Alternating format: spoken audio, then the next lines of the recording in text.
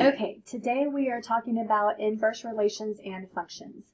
Notice that we use the notation of f being raised to the negative first power, and all relations that are inverses cross the line y equals x. Remember, a function is an inverse that is also a function if and only if it is a one-to-one which passes the horizontal line test. If you look at these points, you got to remember that two different inputs in the domain correspond to two different outputs. That's how it must be. The second point over here, remember that a function is not one-to-one if two different inputs correspond to the same output. Guys, the easiest way to check is the horizontal line test. So, we're going to do a few different things. Let's just remember that when you see this notation, this means the same thing as f of g and also g of f. So it is a composition of what we talked about previously. This is actually going to be part 3. That's the last part that we're going to do. Part 1 is where we're going to graph the inverse. So I will use blue for f of x. I'm just going to graph this line right here, plot my y-intercept, and use my slope. Use your ID to make a straight edge. Keep your graphs nice and clean. Now we're going to plot the inverse.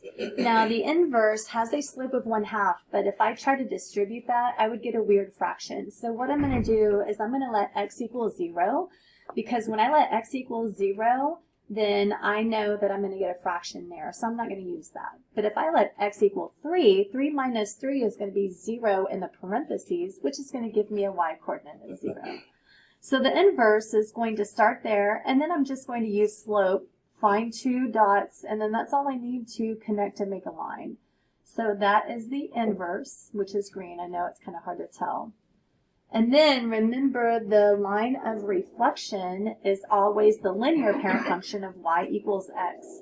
So if I could possibly fold my graph in half, those two lines would lay on top of each other. Now let's look at the next one. We're going to have a cubic function which has been shifted 1 unit up. So I'm just going to graph that based on my mapping from my post-it note a few weeks ago. And then I'm going to connect the dots here. So here's my cubic function. Let me draw my arrows, and then let's talk about the cube root.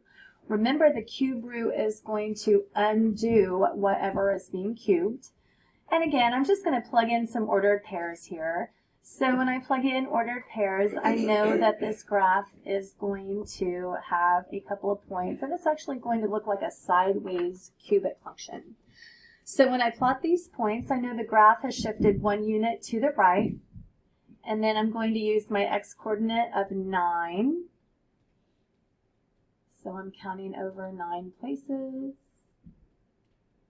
And I'm up 2. I'm also going to plug in -7 because -7 will give -8 underneath the square root symbol, and that is going to give me an output of -2. So when I go ahead and draw these arrows, if I could fold my graph on this dotted line, which is the linear parent function, these two graphs would overlap and lay on top of each other exactly.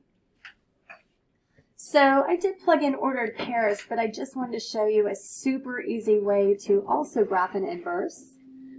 And that is going to be just to switch or swap the x and y coordinates. And I'll just abbreviate, I'll write chords right there. That stands for coordinates. So if you notice, that y-intercept was 0, 3, and it's now an x-intercept of 3, 0. Same for the cubic function and the cube root function.